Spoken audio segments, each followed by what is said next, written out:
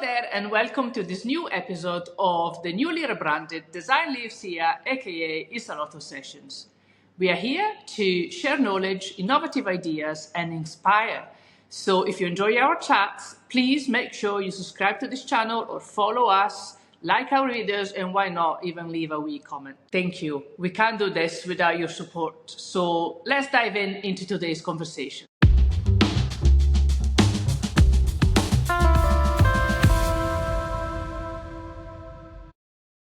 Hi, hello there, and this is the new episode for the new year of Design Lives Here. Just in case you're wondering what the heck I've done with my hair, it's not a style choice. I was fundraising for Macmillan. So if you are really impressed by me shaving my head, the fundraising page is still live. So put a fiver in. I'm trying to reach £1,300. I'm not far off, so stick a fiver in. Oh, new year. New Design Lives Here. I've got Nicky. She came all the way from London to see us today. And then in the background is hiding. Our Darren is a new chef. I get used to his face. It's becoming a permanent fixture in here. So you'll see him again. So thank you very much. My pleasure. Coming up to see I'm us. loving the hair. Thank you. Yeah. I just put a beanie on because I haven't done anything with my hair. So I'm loving that. I strongly recommend that you get rid of all the bad It'll be hair. easier. It'll just be easier. Yeah. Right. So, Nicky, Director of Emerging Trends at Savills. What is it actually that you do? So we're like a big organization. So we are a global organization with lots of different parts to what we do. And my role, I guess, is to be thinking about what good looks like. So what good looks like here in the UK, what good looks like around the world, and to give a sense of what might be coming. And I guess because we do so many different things, so we think about how we live, how we work. And here in the UK, we have a really big rural business, so we work with landowners and farmers. So we're really thinking at lots of different levels. So it's kind of cool because I get to think about a lot of different things, meet a lot of great people. I spend most of my time, or a lot of my time, I would say, not necessarily within the heart of the traditional real estate industry. Yeah. And I guess going out, looking around, meeting people, reading, watching, listening, trying to be super curious about what's going on in the world and trying to bring that back in a sort of positive, I would say, hopeful kind of way. I love that. Cool. I love that being curious. Curious. Yeah. I mean, there's so much to be curious about.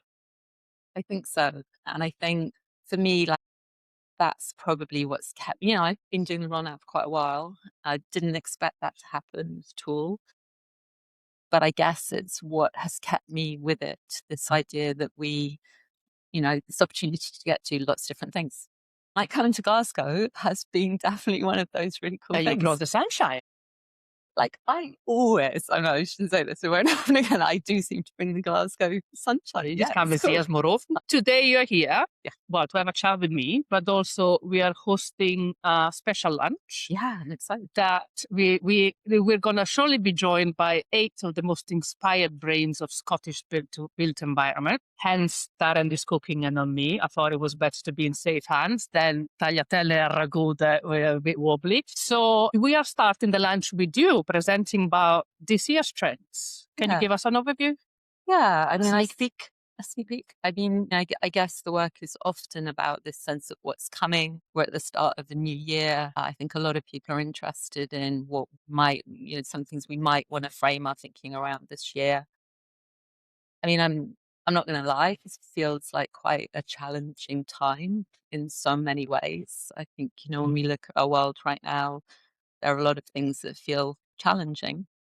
But I wanted to approach the year in terms of, okay, like what's going on? What do we see around us? What does good look like? Where do we find the hope? What can we do to kind of bring back some positivity, I guess? So I'm kind of focusing on things largely where I think there is a sense that we can make positive change. So that, that's kind of where I'm going. As you know, a lot of my work has been around food and food ecosystems recently. And I think there's a huge amount to think about when we think about our food and our food ecosystem. There's a lot we can do, a lot of positive things we can do to make positive change in that space. So why is food so important?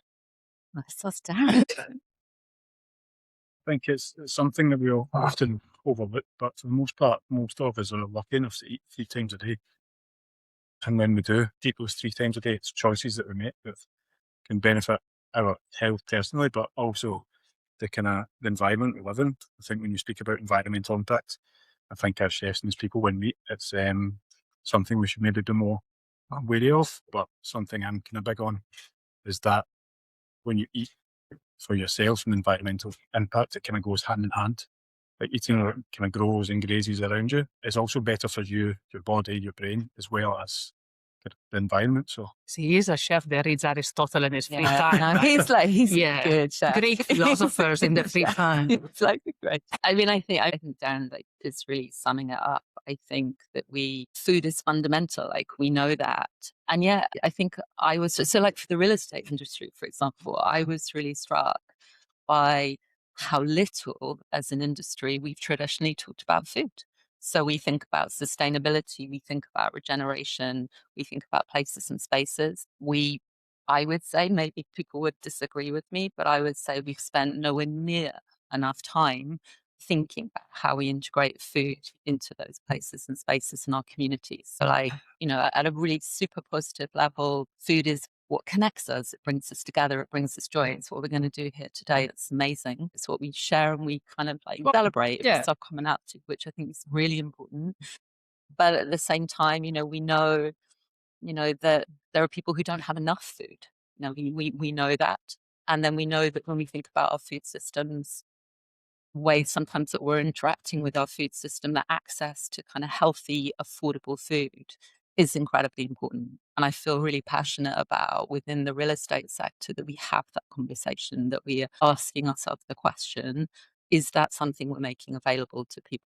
I think, and I'm not sure we've done that enough. I think like at a city level, like cities all over the world doing great work, writing food strategies, loads of amazing great work is happening. I don't know that we as an industry engage enough with that and support that work and collaborate around that work. I think there's a huge opportunity for us to do better. When we think about food, when we think about our natural environment, our biodiversity, our soil, our water, our natural capital, the interplay with our food system is really, really significant. So if we're going to really like address some of those issues and some of those things that are challenging, thinking about food is an amazingly good start point for so much about that. It's such an important starting point for so many conversations because we've all got like our own unique relationship with food. We all have a food place that we live in, that we inhabit. And it's something that, in a world that feels very disjointed, very disconnected, feels as though food has the capacity to be something incredibly positive, brings us together. That's what we're going to do today. And I think like generally it would be kind of good if we did more of that maybe right now. I find it quite fascinating that organization like Savills actually invests in your job. Don't flag that. yeah. I mean, it's not a straightforward connection, right? Why would a real estate organization spend money in developing positive thought and regeneration and why food and feeding people and stuff like that? Good on Savills. I think they do an amazing job in supporting me in the work that I do, and I'm eternally grateful for that. But we're a highly commercial organization. I guess they do it because I suppose for our clients moving really quickly. And it's important for our clients to understand what good looks like here in the UK, what good looks like around the world, to have some sense of what might be coming and how we think about that and how we approach that. I mean, I think you can't be a best-in-class advisor and spend time telling people what happened 10 years ago. How is that useful for anyone? The challenge always history is kind keeps of, repeating itself, right? We can always learn from the past, don't we? Yeah, I mean, I think so, but I think we do need to have a foot in the future as well. I mean, I think it's of course it's super useful to know what's happened in the past, but we live in an incredibly fast changing world with change that we've not really experienced in quite the same way. When we look particularly at the technology, the technology landscape. It's just one example of that. And I think it's helpful to have that, we come back to curiosity. We work with a lot of people who are incredibly curious about what good looks like. And I think are very driven around trying to do better. I think that's what we're all hopefully trying to do. That's the kind of work I want to do. I work on projects, so it's not just the kind of like in a room having nice thoughts about stuff, it translates into real projects. And I think the kind of projects I like getting involved in and the sort of people I like working with, we have this kind of shared commonality that we have a similar attitude to what we're all trying to do. We're trying to do something good, we're trying to do something better. And whether we're thinking about food or whether we're thinking about the natural environment, when we're thinking about, I don't know, whatever it is we're focusing on, we want to do better and kind of learn, I guess, from what other people are doing well. So where do you see, is there a place, a city or a country that you think is doing things particularly well at the moment? I think it's Probably not the US. It's always going to be a mixture. I think you can look around the world, and there are places that you end up feeling naturally drawn to. So oftentimes, I think when I'm talking, quite often I'll be using examples from maybe the Scandinavian countries by way of example, where you have these kind of like progressive ideas, and so much that translates into great design, great progressive design and community and how that works, or future mobility and thinking about how cities kind of think about future mobility in a positive way, which again you kind of see in lots of Scandinavian countries. You can look at places like Barcelona as a feminist city, or Vienna as, when you think about like what's happening in that kind of space, that's really interesting. Or you can look at countries like New Zealand or Australia with this idea of kind of rights of rivers and natural capital having rights, which is incredibly interesting. So I think it depends what you're talking about, but I think largely we can learn. We can certainly learn. And there's lots of amazing stuff happening in the UK, lots of great stuff happening here in Glasgow. But it is, I think, for me, the people I work with, people want to be pretty outward looking, collaborative, curious. All of that can only be a good thing, I think. And if you're working on a project, I strongly advise people to look for individuals and teams and businesses who support that kind of very outward facing kind of attitude. Yeah, Glasgow is very collaborative and is very curious. Yeah, I love Glasgow. I started working with the Savills colleague here a number of years ago, and I return whenever I can. I think there's so much to love about Glasgow. The sun does seem to come out, which is great. It feels really energetic in a good way. It feels like, I don't know, I'm not from Glasgow, so I'm nervous about saying, but it feels civic.